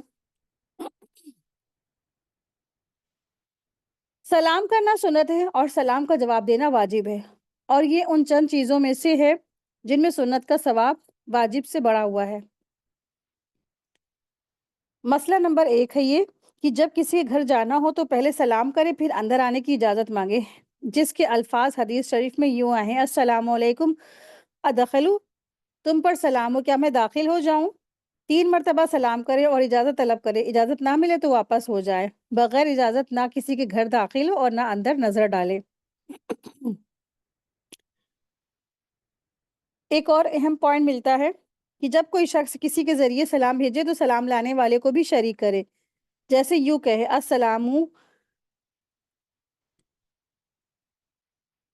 السلام علیک وعلی، کہ ایک صحابی نے اپنے بیٹے کے ذریعے حضرت محمد صلی اللہ علیہ وسلم کی خدمت میں سلام بھیجا تو آپ صلی اللہ علیہ وسلم نے فرمایا: السلام علیک وعلی ابیک، تجھ پر اور تیرے بیٹے پر سلام ہو۔ جب دو آدمیوں میں رنجش ہو، تو جب رشتہ ٹوٹ گیا ہو تو سلام کلام بند ہو گیا ہو تو دونوں کو چاہیے کہ جلد سے جلد رنجش کو دور کریں۔ 3 دن سے زیادہ سلام کلام بند رکھنا حرام ہے۔ حضرت ایوب انصاری رحمۃ اللہ علیہ سے روایت ہے کہ رسول اللہ صلی اللہ علیہ وسلم نے ارشاد فرمایا کہ انسان کے لیے یہ حلال نہیں کہ وہ اپنے بھائی سے 3 دن سے زیادہ قطع تعلق کرے۔ ملاقات کر رہے ہیں تو ادھر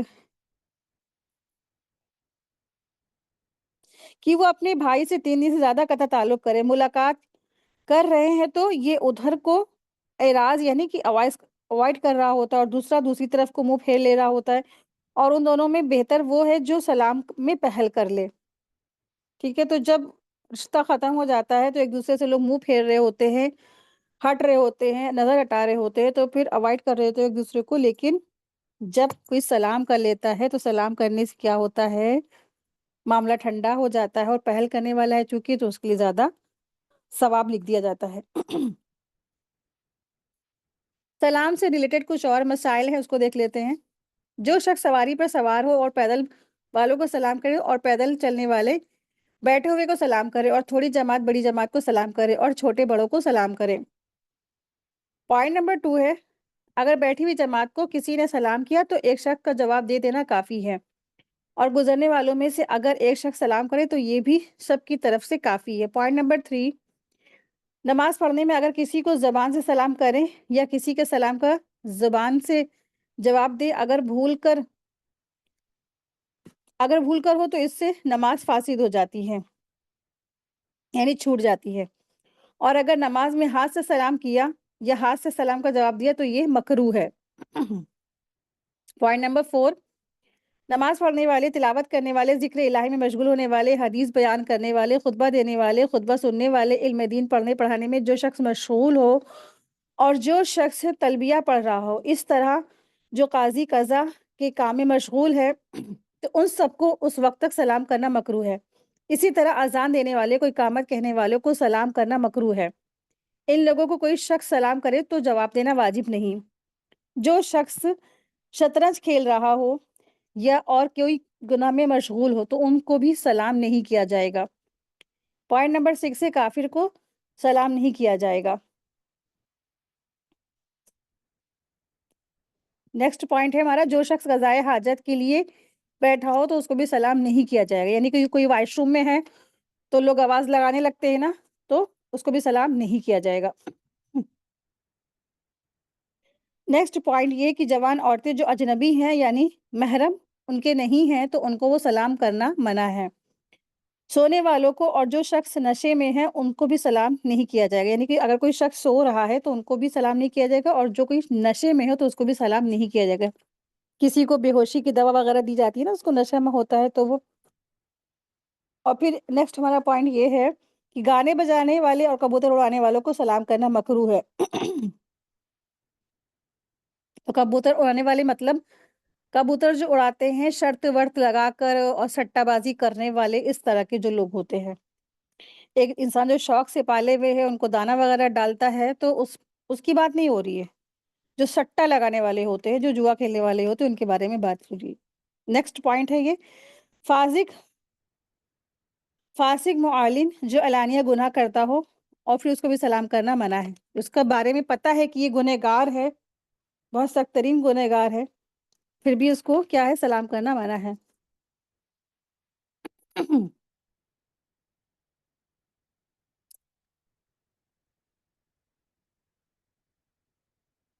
سلام کے کچھ آداب ہیں، اس کو دیکھ لیتے ہیں۔ ملاقات کے وقت پہلا کلام سلام ہونا چاہیے۔ سلام کی دعا ملاقات کی حرص رکھنی چاہیے، اس کو اللہ تعالیٰ نے اپنے بندوں کے لیے جاری کیا ہے، یہی دعا مسلمانوں کا شعار ہے۔ فرشتوں اور اہل جنت کی دعا ملاقات ہے۔ پورا اس سلام کہنے کی حرص رکھنی چاہیے کہ اس کا اجر بہت زیادہ ہے۔ جس کو سلام کیا جائے اس پر جواب دینا واجب ہے، سلام کا زیادہ بہتر یا اس سے جیسا جواب دینا چاہیے۔ مردوں کو سلام سے اجتناب، یعنی کہ مردوں کو جو سلام بہت سارے لوگ کرتے ہیں نا اپنے گھروں میں بیٹھ کے، تو اس طرح سے ان کو سلام کرنے سے بچنا چاہیے۔ رسول اللہ صلی اللہ علیہ وسلم نے ارشاد فرمایا، علیک السلام مت کہو یہ میت کا تحیہ اور سلام ہے، بلکہ یوں کہو السلام علیکم۔ ٹھیک ہے، لوگ الفاظ کا الٹ پھیر کر دیتے ہیں، آپ صلی اللہ علیہ وسلم نے منع فرمایا ہے کہ یہ مردوں کو سلام کہا جاتا ہے اس طریقے سے۔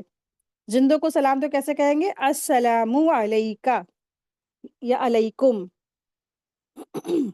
اگر تنہا شخص ہے تو علیکہ کاف لگاتے ہیں۔ اہل کتاب اور غیر مسلموں کے سلام کی مشابہت نہیں کرنی چاہیے۔ مشابہت جیسے افعال سے ہوتی ہے ایسے ہی اقوال سے بھی ہوتی ہے۔ غیر مسلمانوں سے مشابہت کرنا حرام ہے۔ اس سے یہ بھی پتہ چلتا ہے کہ ہاتھ یا انگلی سے اشارہ نہیں کر سکتے جیسا کہ عام طور پہ لوگ کرتے ہیں، اور اسی طرح گڈ مارننگ وغیرہ جیسے الفاظ استعمال کرتے ہیں نا، یہ بھی درست نہیں ہے۔ غیر مسلموں سے سلام کرتے ہوئے ابتدا نہیں کرنی چاہیے۔ غیر مسلموں کے سلام کے جواب میں وعلیکم کہنا چاہیے۔ اور کون کس سے سلام کرے گا، سوار پیدل کو کرے گا، تھوڑے جو لوگ ہیں وہ بہت زیادہ لوگوں کو کریں گے، پیدل جو کھڑے ہوئے ہیں وہ ان کو کریں گے، اور چھوٹا بڑوں کو کرے گا۔ جو پیدل ہے وہ جو لوگ کھڑے ان کو کریں گے، ٹھیک ہے۔ پھر مجلس سے اٹھنے اور باہر نکلتے ہوئے سلام کرنا چاہیے۔ عام طور پر لوگ مجلس میں داخل ہوتے وقت تو سلام کرتے ہیں، مگر مجلس سے باہر جاتے ہوئے سلام نہیں کرتے ہیں، یہ خلاف سنت ہے۔ اسی طرح جب مجلس میں دوبارہ واپس آ گئے، کسی کام سے چلے گئے تو پھر واپس آ گئے تو سلام کرنا چاہیے، کیونکہ سلام پھیلانا محبت میں اضافہ کرتا ہے۔ جب لوگوں کے درمیان کوئی چیز حائل ہو جائے تو سلام کا اعادہ کرنا چاہیے، یہ رسول اللہ صلی اللہ علیہ وسلم کی سنت ہے۔ جب ان کے درمیان کوئی دیوار، پتھر یا درخت حائل ہو جاتا تھا تو سلام کرتے تھے۔ سونے والا جو شخص ہے اس کے پاس اگر جائے تو پست آواز میں سلام کرنا چاہیے، ٹھیک ہے۔ تو سونے والا کوئی شخص، کچھ لوگ سو رہے ہوتے، کچھ لوگ بیٹھے ہوئے ہوتے ہیں، تو جب ایسی جگہ جائیں تو دھیمی آواز میں سلام کرنا چاہیے۔ نبی صلی اللہ علیہ وسلم سونے والوں کے قریب ایسے سلام کرتے تھے جس سے کہ جاگنے والے سن بھی لیں اور سونے والے بیدار نہ ہوں۔ بچوں کے پاس گزرتے ہوئے ان کے دل کو خوش کرنے کے لیے سلام کرنا چاہیے۔ جس مجلس میں مسلمان اور مشرک ہوں انہیں سلام کیا جائے گا،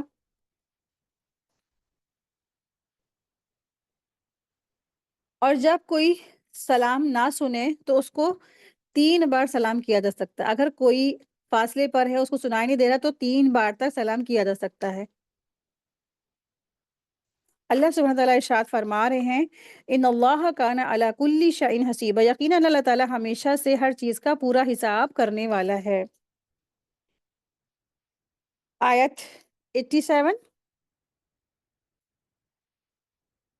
اللہ تعالیٰ وہ ہے جس کے سوا کوئی معبود نہیں، وہ تم سب کو قیامت کے دن ضرور جمع کرے گا، جس میں کوئی شبہ نہیں ہے، اور اللہ تعالیٰ سے زیادہ بات میں سچا کون ہے؟ آیت 88 دیکھیں۔ پھر تمہیں کیا ہو گیا کہ تم منافقوں کے بارے میں دو گروہ بن گئے ہو، حالانکہ اللہ تعالیٰ نے اس وجہ سے جو انہوں نے کمایا ہے انہیں اوندھا کر دیا ہے۔ کیا تم چاہتے ہو کہ انہیں ہدایت دو جنہیں اللہ تعالیٰ نے گمراہ کر دیا ہے؟ اور جس کو اللہ گمراہ کر دے اور اس کے لیے آپ ہرگز کوئی راستہ نہیں پائیں گے۔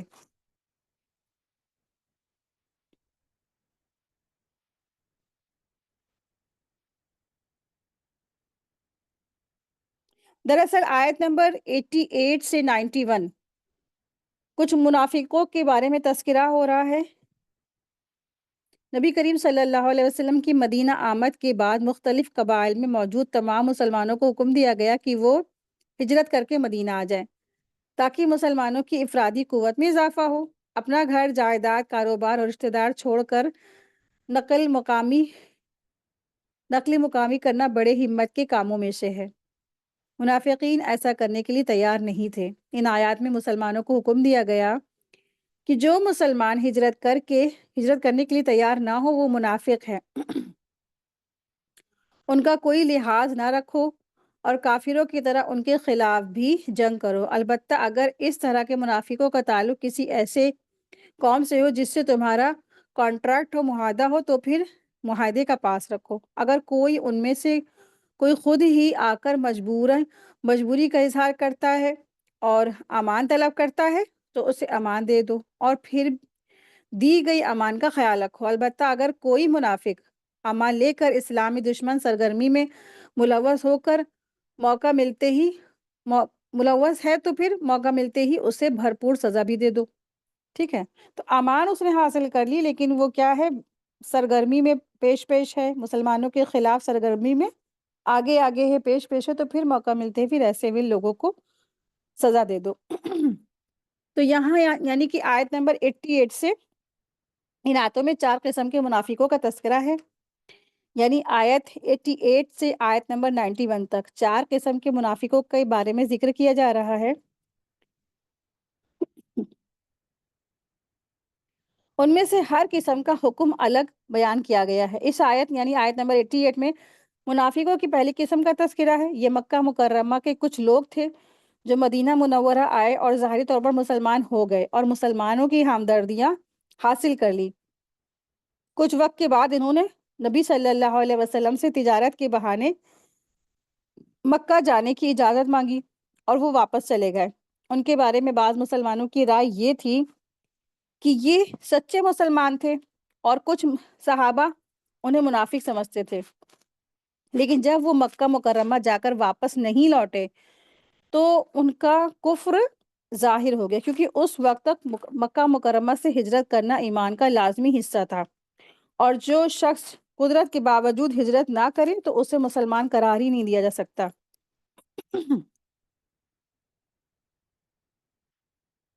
تو یہاں انہی لوگوں کا بیان ہو رہا ہے جو مکہ سے مدینہ آئے تھے اور انہوں نے یہ ظاہر کیا کہ ہم کیا ہیں، مہاجر ہیں، ہم نے ہجرت کی، ہم ایمان لے آئے، لیکن پھر کیا ہے، پھر وہ مرتد ہو گئے، یعنی کہ وہ دین سے پلٹ گئے، اسلام چھوڑ دیا، اور انہوں نے حضرت محمد صلی اللہ علیہ وسلم سے اجازت مانگی تھی کہ ہم مکہ جا کر کے اپنا ہم بزنس سنبھال لے، سامان لے آئے اور تجارت کریں گے۔ تو مسلمانوں کا آپس میں ان کے بارے میں اختلافات ہو گیا، کیونکہ وہ مکہ چلے گئے اور مکہ سے واپس پلٹ کر آئے ہی نہیں۔ تو جو ادھر مسلمان تھے، دو گروپ بٹ گئے صحابہ میں، ایک کہتے تھے یہ لوگ منافق ہیں اور ایک کہتے تھے یہ لوگ منافق نہیں ہیں۔ تو ایک جماعت نے کہا یہ منافق ہیں، دوسری جماعت نے کہنے لگی یہ مومن ہیں۔ تو اللہ تبارک تعالیٰ نے یہ آیت نازل فرمائی اور ان کا نفاق کھول کر بیان فرما دیا اور ان کو قتل کا حکم دیا۔ تو منافقوں کو قتل کا حکم نہیں دیا جاتا تھا، مگر جب یہ لوگ مکہ واپس چلے گئے اور وہاں ان کا ارتداد یعنی کہ دین پھیر کر کے کفر میں وہ پلٹ گئے تو ان کا ارتداد ظاہر ہو گیا، اور اسلام ایسے شخص کو قتل کی سزا سناتا ہے نا۔ جب کوئی مرتد ہو جاتا ہے تو مرتد ہونے والے شخص کو کیا ہے سزا؟ کاہے کی سزا ہے؟ قتل کی سزا ہے، کہ اس کو سزا قتل موت دیا جائے، یعنی کہ سزائے موت دے دی جائے۔ نبی صلی اللہ علیہ وسلم نے ارشاد فرمایا، یہ مدینہ طیبہ ہے، یہ خباثت کو اس طرح دور کر دیتا ہے جیسے آگ چاندی کی میل کچیل کو دور کر دیتی تھی۔ بخاری کی حدیث ہے، ٹھیک ہے۔ تو اس سے یہ پتہ چلتا ہے کہ مدینہ کے اندر منافق ٹک نہیں سکتے، یعنی کہ جو خبیث قسم کے منافق تھے، جو بظاہر اس طرح سے ایمان لائے تھے کہ پورے کے پورے وہ کفر میں ملوث تھے،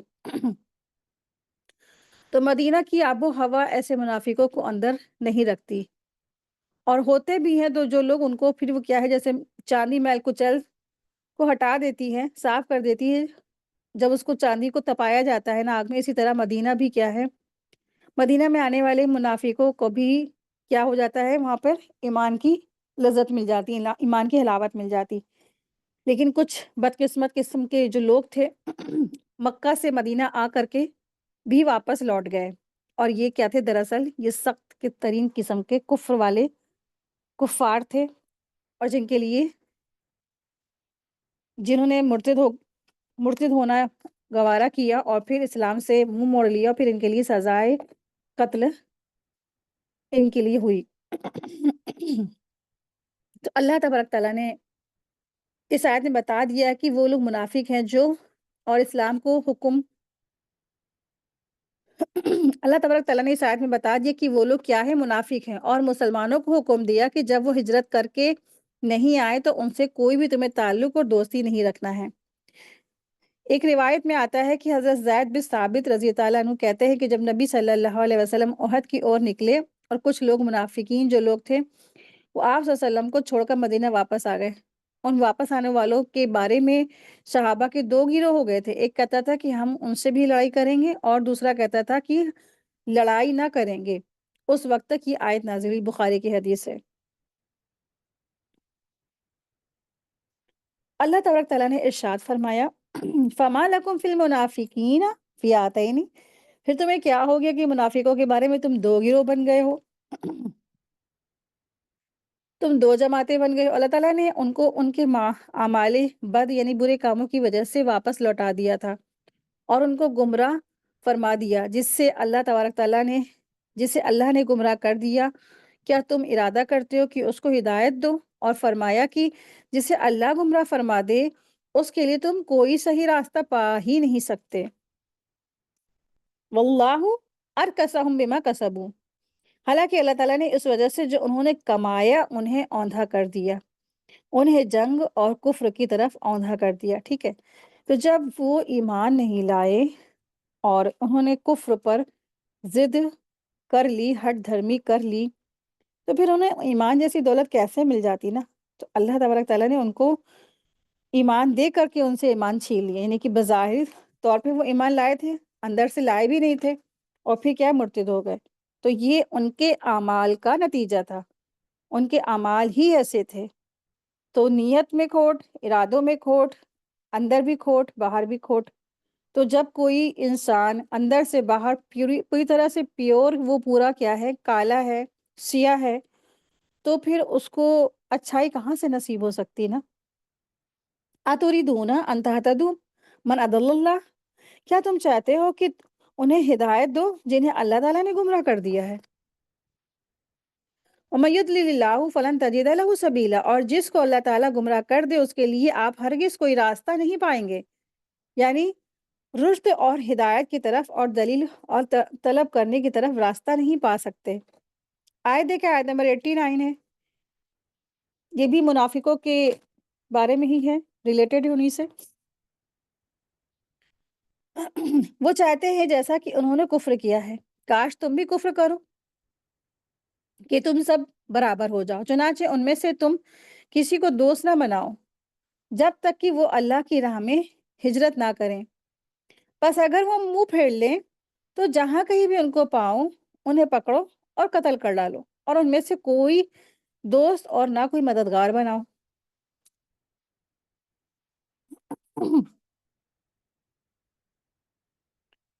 तो मुनाफिकीन के इरादों का ज़िक्र फरमाया और अल्लाह तबारक व तआला इरशाद फरमाते हैं कि वद्दू लौ तकफुरून कमा कफरू फतकूनून सवाअन। वो चाहते हैं कि जैसा कि उन्होंने कुफ्र किया है, कि काश तुम भी कुफ्र करो कि तुम सब बराबर हो जाओ। दरअसल मुनाफिकीन जो थे ना, वो तो खुद गुमराह ही थे और मुसलमानों के बारे में भी उनकी ख्वाहिश यही थी, उनकी आरज़ुएँ यही थी कि ये मुसलमान भी कुफ्र करे, कुफ्र का रास्ता इख्तियार कर ले।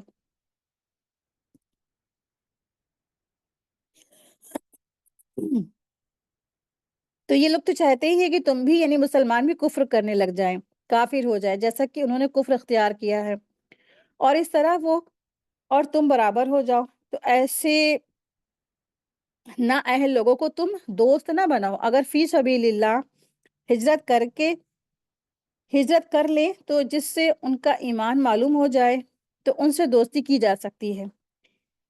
हिजरत को लफ्ज़ फ़ी सबीलिल्लाह के साथ रखा क्योंकि हिजरत अल्लाह की रज़ा के लिए ना हो और दुनियावी गर्ज़ के लिए हो तो वो हिजरत मोतबर नहीं है, यानी कि एतबार के लायक ही नहीं है। आयत का पूरा मज़मून सामने रखने से मालूम होता है कि आयत में 3 किस्म के मुनाफ़िकों के बारे में ये नाज़िल हुई, लेकिन ये अहकाम सब के लिए बराबर नहीं है।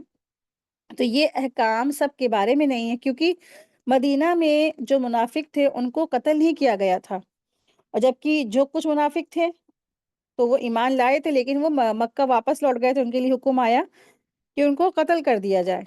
लेकिन जो मदीना में थे ऑलरेडी, उनको कत्ल करने के लिए कोई हुक्म नहीं आया, वरना लोग सोचते कि ये कैसे मुसलमान हैं, आपस में ही एक-दूसरे को दूसरे मुसलमानों को कत्ल कर डाले ना, इसीलिए जो मदीना के मुसलमान थे, उनको कत्ल नहीं किया गया। अल्लाह तबारक तआला ने इरशाद फरमाया, "फ़ला तत्तखिज़ू मिनहुम औलिया हत्ता युहाजिरू फ़ी सबीलिल्लाह।" चनाचे उनमें से तुम किसी को दोस्त ना बनाओ जब तक वो अल्लाह ताला की राह में हिजरत ना करें। तो दारुल हर्ब यानी मक्का में रहने वाले मुसलमानों से दोस्ती के लिए हिजरत की शर्त आयद कर दी गई और वो हिजरत भी सिर्फ अल्लाह तबारक ताला के लिए और उसी के रास्ते में ही होनी चाहिए। ऐसे इस्लामी माशरे के क़याम के लिए हो जो इस्लाम के मुताबिक ज़िंदगी गुज़ार रहा हो। फ़इन तवल्लव पस अगर वो मुँह फेर ले, अबू बकर ने फरमाया कि अगर वो ईमान और हिजरत से मुँह फेर ले, क्योंकि अल्लाह ताला का फरमान है हत्ता युहाजिरू फ़ी सबीलिल्लाह, जब तक वो अल्लाह की राह में हिजरत ना करें, से हिजरत और ईमान दोनों का इश्तराक मिलता है। फ़ख़ुज़ूहुम वक़्तुलूहुम हैसु वजदतुमूहुम, तो जहाँ कहीं भी तुम उनको पाओ, उन्हें पकड़ो और कत्ल करो। अगर वो हिजरत करने से इनकार करें तो अगरचे वो इस्लाम का इज़हार करें तो उनके साथ काफ़िरों जैसा बर्ताव करो क्योंकि ना दारुल कुफ्र चले जाने के बाद उनका कुफ्र खुलकर सामने आ गया, इसलिए उन्हें गिरफ्तार करो और उन्हें जहाँ कहीं भी पाओ उन्हें कत्ल करो।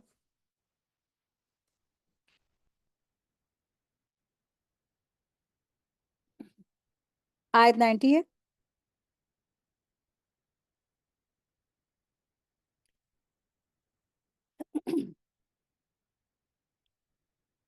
सिवाय उन लोगों के जो ऐसे लोगों से वाबस्ता हों कि तुम्हारे दरमियान और उनके दरमियान मुआहदा है या वो तुम्हारे पास इस हाल में आए हैं कि उनके सीने तंग हैं और वो तुमसे लड़ें या अपनी कौम से लड़ें और अगर अल्लाह ताला चाहता तो ज़रूर उन्हें तुम पर मुसल्लत कर देता, फिर वो ज़रूर तुमसे लड़ते।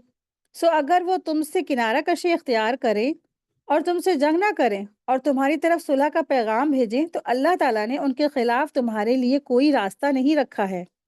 ठीक है? तो ये अहम इम्पोर्टेंट पॉइंट है। तो पिछली आयत में ऐसे मुनाफिकों से जंग करने को कहा गया और उन्हें कत्ल करने का हुक्म दिया गया जिनका कुफर ज़ाहिर हो चुका। अलबत्ता इस हुक्म से 2 किस्म के लोग बाहर रखे यानी कि उनको जहाँ पाओ कत्ल करो में वो शामिल नहीं है, ठीक है? तो वो लोग इस हुक्म से बाहर हैं। एक तो पहले वो किस्म के लोग जो किसी ऐसी गैर मुस्लिम कौम के साथ जा मिले, जिनसे मुसलमानों ने जंग ना करने का समझौता किया है। ایگریمنٹ کیا ہے، معاہدہ کیا یا کانٹریکٹ کیا، ٹھیک ہے، تو یہ سمجھوتا کر رکھا ہو، جیسے صلح حدیبیہ میں ہے نا، کہ وہ مکہ کے جو لوگ ہیں ان سے وہ جنگ نہیں کریں گے، تو اس طرح سے ایک طرح کا معاہدہ ہوا تھا نا، اسی طرح سے۔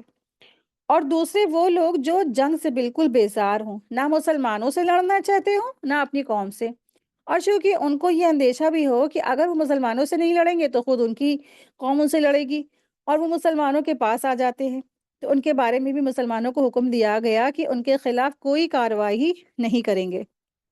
تو یہاں پہ اسی کے بارے میں اللہ تبارک تعالیٰ نے ارشاد فرمایا ہوا ہے،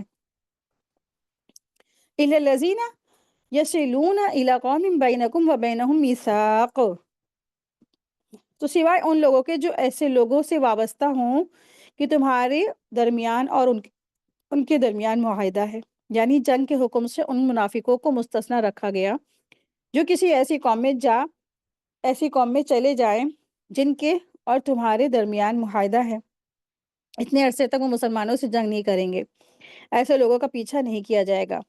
او جاؤکم حسرت صدورہم ان یقاتلوکم اور یقاتلوا قومہم، یا وہ تمہارے پاس اس حال میں آئیں کہ ان کے سینے تنگ ہیں کہ وہ تم سے لڑیں یا اپنی قوم سے لڑیں، تو ایسے منافقوں سے بھی جنگ نہیں کی جائے گی جو غیر جانبدار ہوں، نہ وہ اپنی قوم کا ساتھ دے کر آپ سے لڑنا چاہتے ہیں نہ آپ سے مل کر اپنی قوم سے وہ لڑنا چاہتے ہیں۔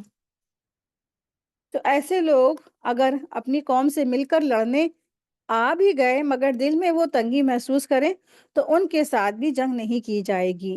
وَلَوْ شَاءَ اللَّهُ لَسَلَّطَهُمْ عَلَيْكُمْ فَلَا قَاتَلُوكُمْ، اور اگر اللہ تعالیٰ چاہتا تو انہیں تم پر مسلط کر دیتا، پھر وہ ضرور تم سے لڑتے۔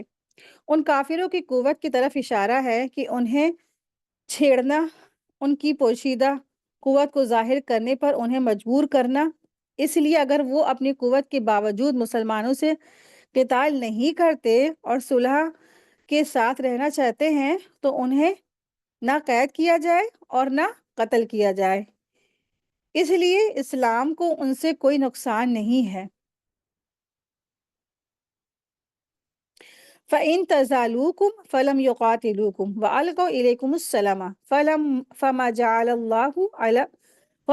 اللَّهُ لَكُمْ عَلَيْهِمْ سَبِيلًا، سو اگر تم سے کنارہ کشی اختیار کریں اور تم سے جنگ نہ کریں اور تمہاری طرف صلح کا پیغام بھیجیں تو اللہ تعالیٰ نے ان کے خلاف تمہارے لیے کوئی راستہ نہیں رکھا ہے۔ یہ لوگ اگر تم سے جنگ کرنے سے کنارہ کشی اختیار کریں اور تم سے صلح کے خواہش مند ہوں تو جب تک وہ اس حال پر ہیں تو تمہیں ان سے جنگ نہیں کرنی ہے۔ تو الحمدللہ اللہ تبارک تعالیٰ کا بہت بہت شکر احسان ہے کہ ہم سب کا آج کا لیسن پورا ہو گیا، اور یہاں تک کی جو لاسٹ کی 10 یہ 3 آئے تھے 88 to 91، تو یہاں پہ جنگی احکامات ہیں، اس کے بارے میں ذکر تھا، تذکرہ تھا، اور منافقوں کے بارے میں کیسے رویہ کیا جائے گا اس کے بارے میں یہاں پہ کافی ڈیٹیل میں احکام اللہ تبارک تعالیٰ نے ارشاد فرمائے ہیں۔ تو الحمدللہ اللہ تبارک تعالیٰ سے دعا ہے کہ اللہ سبحانہ تعالیٰ ہم سب کو کہنے سننے سے زیادہ عمل کی توفیق عطا فرمائے، ایمان اسلام کی حالت میں ہم سب اس دنیا سے رخصت ہوں، آمین یا رب العالمین۔ وآخر دعوانا ان الحمدللہ رب العالمین، سبحانک اللہم و بحمدک اشہد ان لا الہ الا انت استغفرک و اتوب الیک۔ السلام علیکم ورحمۃ اللہ وبرکاتہ، جزاکم اللہ خیرا کثیرا۔